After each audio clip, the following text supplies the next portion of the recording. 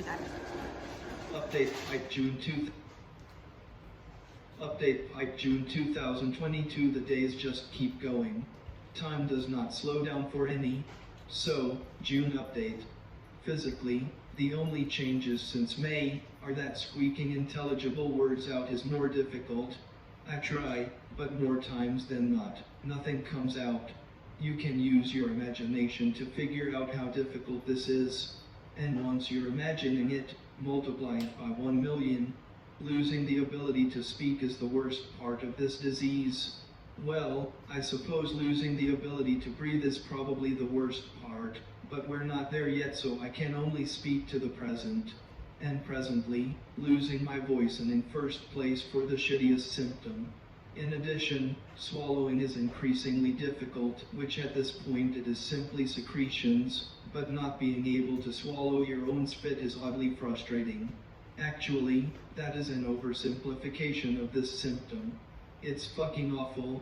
Saliva builds up in my mouth and I can't swallow it, so it just builds up in my mouth and we have to suction it out multiple times each hour.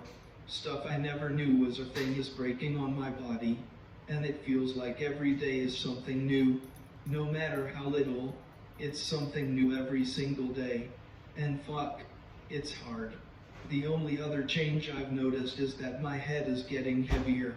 Or maybe it's that my neck is getting weaker, as I'm losing the ability to control my head. This is weird and painful. People send me the sweetest notes and messages about how I'm their hero or I'm such an inspiration. I never know what to do with these kind words and sentiments. I truly treasure these words, but I'm no hero. I don't write or speak or update to inspire. I do it because I'm living in real time, and for the first time in my life, I know deep in my soul that I am deeply loved by many, and I want to give something back. I have come to understand that our soul is our gift to the world, but we can't hide it away. Well, we can, but then we do a great disservice to ourselves and those we share life with. So, I am delighted that people are inspired. My question would be, what will you do with it? I hope it drives you to take all of your vacation days at work, and to take a minimum of 1 day off each week. I hope these updates stir you to tell the people in your life how much they mean to you, and I hope they give you hope for your life and help you know that you are more than your work. I hope they open your mind and heart to a bigger and more beautiful way to experience your own life and the world.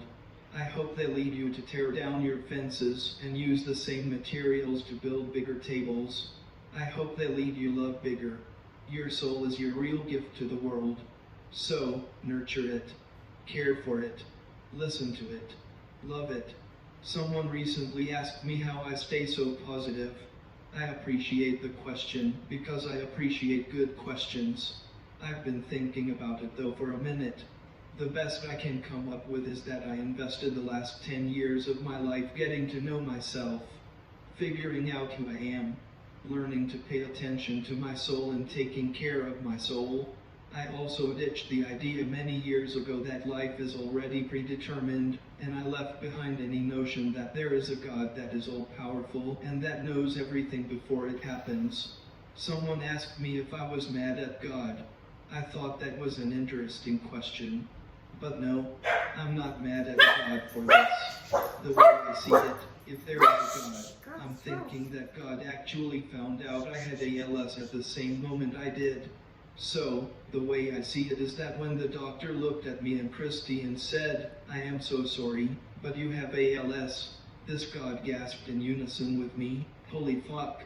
I guess if there is a God, they had just received a gut punch just like me.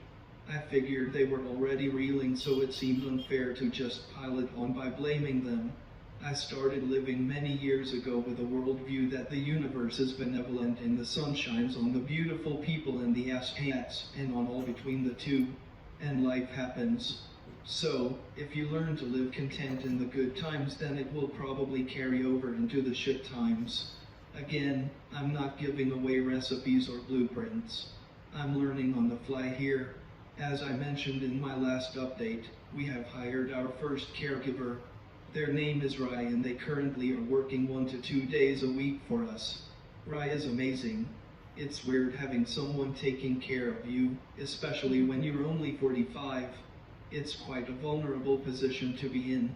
At first, when I got diagnosed, I thought, well, the cool thing is I'll get to take showers with Christy all the time. That's like every dude's dream. But once I realized she was going to keep her clothes on, it lost some of its magic.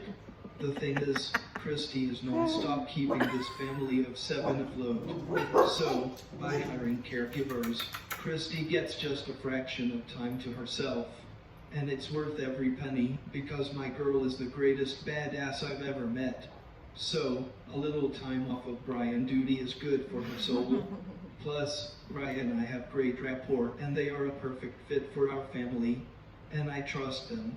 Truth is, I'm tired of having ALS. I wish there was a magic button I could hit that says, okay, I've learned enough. Let's go back to normal.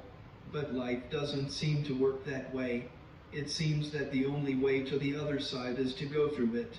No way around it.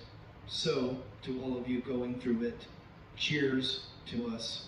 I'm sorry you're on this path, but I am grateful for sojourners, and for those who aren't living through a shit show right now. Right on. Learn contentment during this season. I really miss updates when I would sit on my porch, take a few tokes, and just riff. But if you'll show up for these updates, I will keep doing them. Thank you for being here for it. Life is a beautiful clusterfuck and love is here. Okay, one more thought on taking care of your soul. Another way I take care of my soul is by daily examining where I'm at. And that phrase has become my prayer.